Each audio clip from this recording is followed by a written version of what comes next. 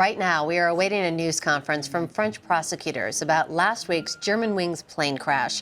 We're getting chilling new details about the plane's co-pilot who killed himself and 149 others. Our Allen Pizzey has been following the story closely from Germany. He joins us now on the phone. And Allen, we understand that this information came from the co-pilot's tablet computer? That's right, Carter. The prosecutors managed to get into the browsing history of computers that were seized after the crash, and they found that between the 16th and the 23rd of March, the 23rd being the day before the crash, Lubitz had searched websites that dealt with medical illnesses, ways to commit suicide, and most tellingly, information about how cockpit doors are locked and unlocked. So it appears that he had this in mind, whether that he's planned it on that specific flight or not, but is not known, but he certainly had it in mind, and that's a matter of the newest piece of evidence they have that this was absolutely a deliberate act. There's no question about it. Alan, the second black box has been found. Any idea what the chances are that this would still be intact? Well, they're designed to withstand severe impacts, Meg, but this was a very severe impact, 430 miles an hour straight into the side of a mountain.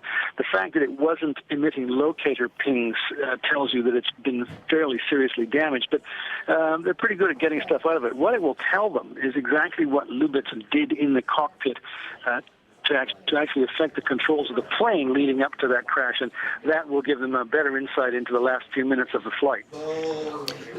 Well, it sounds like what they're really going to be able to do here with this information that they gathered from his apartment, the cockpit voice recorder, and of course the data reporter, they're going to get a much more complete picture of what happened during that flight and of course the plan leading up to it, which is scary in and of itself.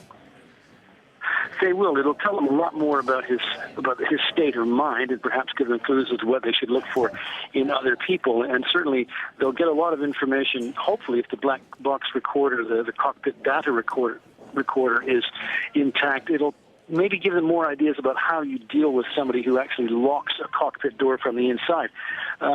There is a special commission, a task force, if you will, being set up by the German authorities that will include aviation experts and medical experts, and they're going to look at various things, including cockpit door safety and cockpit door locking. So everyone's taking this very seriously, and I'm sure it will be something that will be spread industry-wide, because this has been quite a shock that this could actually happen, of course. Needless to say. Allen Pizzey for us in Germany, thanks so much.